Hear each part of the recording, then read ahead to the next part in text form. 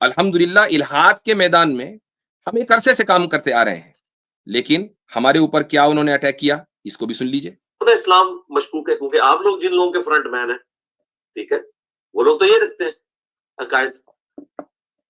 اب ایک مفتی بیٹھا ہے، وہ مطلب اس طرح کی باتیں کرتا ہے. بھائی تو خود دیوبندی ہے، بھائی دیوبند کے بزرگوں کا ماننے والا ہے، تجھے کیا رائٹ پہنچتا ہے کسی ایتھیسٹ کے ساتھ بات کرنے کا؟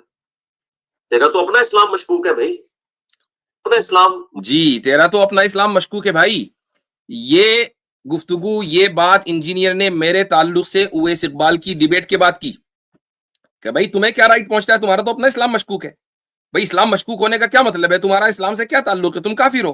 تو انجینئر نے میرے تعلق سے کفر کا فتویٰ دیا اس لیے کہ میں نے ایک ملحد کو ڈیبیٹ میں پچھاڑ دیا. تو یہ ایجنڈا، چونکہ ایک وہ مناظرہ بڑا مشہور ہوا، ملینز آف لوگوں نے دیکھا، تو ظاہر ہے کہ بھائی جو رینٹ کارپوریشن والے ہیں وہ حرکت میں آئے ہوں گے کہ بھئی یہ کیا ہو رہا ہے، ٹریڈیشنلسٹ آگے جا رہے ہیں، ذرا پیچھے لاؤ.